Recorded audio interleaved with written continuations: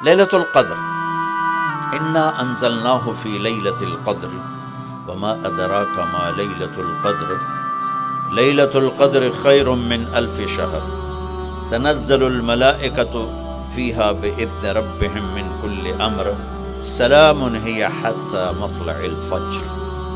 ہم نے قرآن کو لیلۃ القدر میں اتارا، تمہیں کیا خبر کہ لیلۃ القدر کیا ہے؟ لیلۃ القدر 1000 مہینوں سے بہتر ہے، اس میں فرشتے اترتے ہیں اور یہ صبح تک رہتی ہے۔ لفظ قدر عربی میں اس کا ایک مطلب ہے قیمت، سبحان اللہ۔ تو اللہ نے کہا میں تمہیں بتاؤں، آپ سب تاجر بیٹھے ہو، لیلۃ القدر کی قیمت کیا ہے؟ 1000 مہینوں سے بہتر ہے، 1000 مہینوں سے بہتر ہے۔ اب 1 روپے پر 1000 نفع لے سکتے ہیں؟ دنیا میں کوئی ایسا کاروبار ہے؟ جو ہیروئن بیچتے ہیں وہ بھی نہیں لے سکتے۔ اور میرا اللہ کہہ رہا ہے 1 رات 1000 مہینے، یعنی کوئی 82-83 سال۔ یہ تو آ گیا پہلا قدر۔ دوسرا اس کا مطلب ہے تنگ پڑ جانا، تنگ پڑ وقت فقدر علیہ رزقہ، تو تنزل الملائکۃ فیہا، تنزل الملائکۃ والروح فیہا، کہ اس رات اتنے فرشتے اترتے ہیں کہ زمین تنگ پڑ جاتی ہے، سبحان اللہ، اتنے فرشتے آتے ہیں زمین تنگ پڑ جاتی ہے۔ تیسرا مطلب ہے قدر، مقدار کو، تو اللہ تعالیٰ نے اس کا آخری مطلب بھی بتایا، سلام ہی حتی مطلع الفجر، کہ یہ فجر کی نماز تک، فجر کی اذان تک یہ رہتی ہے۔ 3 مطلب ہیں قدر کے، تینوں اللہ نے قرآن میں کور کیے۔ قیمت کیا ہے؟ 1000 مہینوں سے بہتر۔ تنگی کیا ہے؟ فرشتوں سے زمین بھر جاتی ہے۔ مقدار کیا ہے؟ صبح صادق۔ لیلۃ القدر 27 کی نہیں ہوتی، 21، 23، 25، 27، 29۔ اب یہ 5 راتیں جاگنے چھٹ، آپ لوگ تو ویسے رات کے بادشاہ ہو، جاگ لو۔ تو لیلۃ القدر مسجد میں نہ گزارو، گھر میں گزارو۔ یہ مسجدوں میں اشتہار لگ جاتے ہیں، فلاں کے ساتھ شب قدر گزاریں، فلاں حضرت کے ساتھ شب قدر گزاریں، پھر ادھر کوئی صلاۃ تسبیح پڑھ رہا ہے باجماعت، عورتیں صلاۃ تسبیح کی جماعت کرا رہی ہیں، اور پتہ نہیں اور کتنی عجیب و غریب قسم کی عبادات شروع ہو جاتی۔ یہ نفلی عبادت ہے، میرے نبی گھر میں پڑھتے تھے۔ آپ نے اشراق کے سوا ہر نفل گھر پڑھا، ہر سنت گھر میں پڑھی، تو آپ لیلۃ القدر کو یہ مستورات بھی آپ بھی اکٹھے ہو کے نہیں منانا، الگ الگ مصلی بچھا کر اپنے اللہ سے رونا دھونا کرو، اپنے اللہ کو منانا کرو، میں بھی کروں آپ بھی کریں۔ نوافل کی جیسے ابھی شب برات گزری تو اشتہار تھے، میں جا رہا تھا ادھر غلام آباد میں ایک جنازہ ہو گیا تھا، تو اشتہار فلاں حضرت کے ساتھ شب برات گزاریں، فلاں مسجد میں شب برات گزاریں، فلاں جگہ شب برات گزاریں۔ بھائی وہ گھر میں منانے کی ہے، مسجد میں نہیں۔ میرے نبی نے نفلوں کو تنہائی میں ادا کیا، فرض کو مجمع میں ادا کیا۔ لیلۃ القدر میں جاگنا نفل ہے، اور پھر جب اکٹھے ہو جائیں گے لوگ اور عورتیں تو پھر ساتھ غیبت بھی چلے گی، اور ایک غیبت کا بول ساری رات کو اڑا کے رکھ دے گا۔ مردوں یا عورت اکٹھے ہو جائیں، غیبت سے تو بچتے نہیں، نہ ہی رک سکتے ہم۔ سندھ سے ہم بائی روڈ آ رہے تھے، کراچی سے بائی روڈ جماعت تھی، تو وہ راستے میں بڑی غیبت کریں، نوجوان تھے سارے نئے نئے، میں چپ کر کے سنتا رہا۔ جب کوئی 2 دن گزر گئے نا، تو ہمارے پاس بڑی وین تھی، میں نے کہا بچوں ایک نصیحت کرتا ہوں، غیبت نہ کیا کرو، مذاق کرو، ہنسا کرو، کھیڑا کرو، غیبت نہ کرو۔ تھوڑی سی میں نے اس پہ بات کی تو بڑے متاثر ہوئے، کہا جی ٹھیک ہے انشاءاللہ آئندہ بالکل نہیں کریں۔ کوئی آدھا گھنٹہ گاڑی میں سناٹا رہا، آدھے گھنٹے کے بعد ایک بولے مولانا یہ غیبت نہ کریے تو پھر گلاں کی کریے۔ یہ میرا کلچر ہے. لہٰذا عورتیں عبادت کے لیے بھی اکٹھی ہوں گی تو غیبت شروع ہوگی، مرد مسجد میں اکٹھے ہوں گے وقت ضائع ہوگا، غیبت شروع ہوگی. میرے بھائی بہنوں، ہر نفل کو گھر میں گزار، اپنے گھر کو بابرکت بناؤ، اپنے گھروں میں نفل پڑھو، تلاوت کرو، ذکر کرو. صرف اشراق کے نفل میرے نبی مسجد میں پڑھتے تھے 2 رکعت، باقی ہر نفل آپ نے مسجد میں ادا کی. تو یہ چند چیزیں رمضان کے متعلق میں نے عرض کی ہیں. اب ایک بڑی اہم بات میں آپ کے سامنے عرض کرنا چاہتا ہوں. رمضان کی دولت کسے ملے گی؟ رمضان کی برکات کس سے ملیں گی اور کون محروم ہو جائے گا؟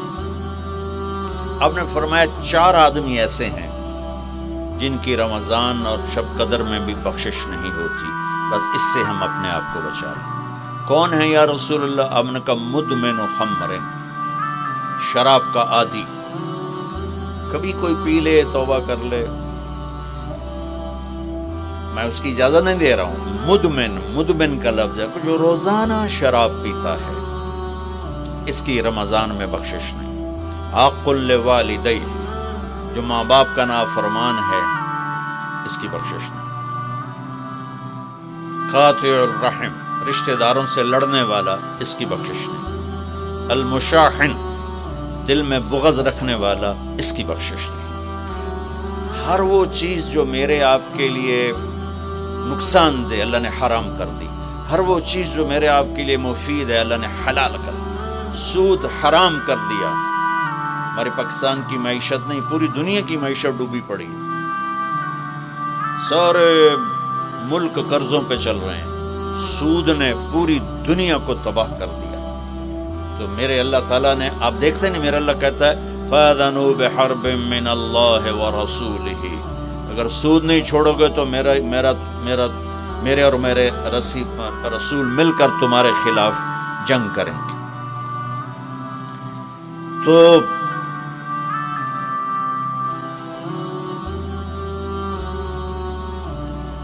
ہر وہ چیز جو مضر ہے اللہ اس سے بند، چونکہ سود چند ہاتھوں میں دولت کٹھی کر دیتا ہے اور غریبوں کے چولہے ٹھنڈے ہو جاتے ہیں. یہ اللہ کو ناپسند. جو بھی بھائی پھنسے ہوئے ہیں نکلنے کی نیت کریں اور کوشش کریں، انشاءاللہ چین کی نیند سوئیں گے، چین کے سے اٹھیں گے. ایک عبد الرحمن بن عوف کے 4 اصول بتا دیتے ہوں، سب تاجر بیٹھے ہو، اور صحابہ میں سب سے مالدار ہستی تھے. انہوں نے ایک دن فرمایا میں نے زندگی بھر نہ ادھار خریدا نہ ادھار بیچا. اگرچہ یہ آپ کو آج کے ماحول میں بڑی عجیب بات لگے گی، چونکہ ہمارے سارے بازار ادھار پہ چلے گئے. انہوں نے نہ کبھی ادھار خریدا نہ ادھار بیچا. تو کتنا سکون ہو گیا، آرام سے سو رہے ہیں. اب ہماری تجارت میں ادھار خرید رہے ہیں، ادھار بیچ رہے ہیں، کبھی وہ تنگ کرتا ہے کبھی یہ تنگ کرتا ہے. تو ایک اس موبائل نے تباہی پھیر دی، باقی کسر اس نے پوری کر دی. ٹوائلٹ بھی فون سن دے بیٹھو.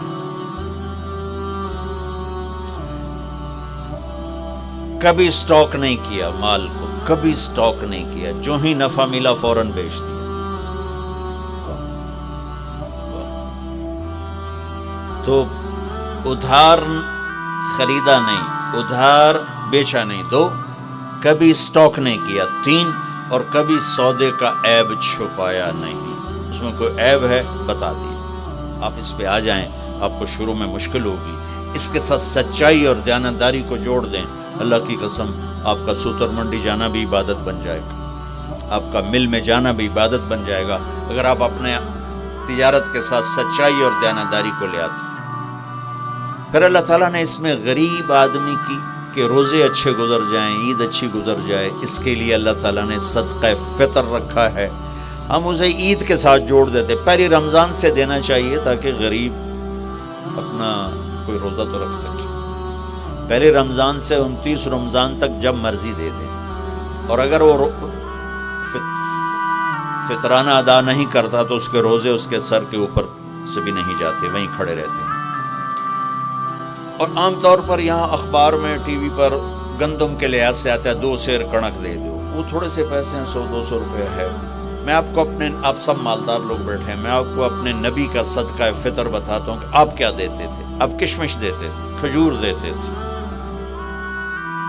جو بھی دیے ہیں. تو کشمش 3 کلو، بازار میں 3.5 کلو. بازار میں جا کے پوچھیں جو سب سے اچھی کشمش ہو یا پھر درمیانی، گھٹیا نہیں درمیانی اور سب سے اچھی، پتہ کرے وہ کتنی ہے. 1000 روپے کلو ہے، 1500 روپے کلو ہے. آپ کے گھر کے 4 افراد ہیں تو ایک گھر سے 6000 روپیہ غریب کو جائے گا. آج تو 6000 میں ایک ہفتہ نہیں گزرتا. تو اب سب سے عرض کرتا ہوں ویسے بھی خیرات کریں، افطاریاں کروائیں، اور صدقہ فطر کشمش کے حساب سے دیں. یہ آپ سب بھائی بہنوں کی خدمت میں گزارش ہے. اللہ نے آپ کو رزق دیا، خرچ کریں، یہی آپ کے ساتھ جائے گا، باقی سارا ادھر ہی رہ جائے. فرش پر کبھی ان کے در، کبھی در بدر، غم عاشقی تیرا شکریہ میں کہاں کہاں سے گزر گیا. کبھی راستوں میں تنہا، کبھی ہوں ورود صحرا، میں جنوں کا ہم سفر ہوں، میرا کوئی گھر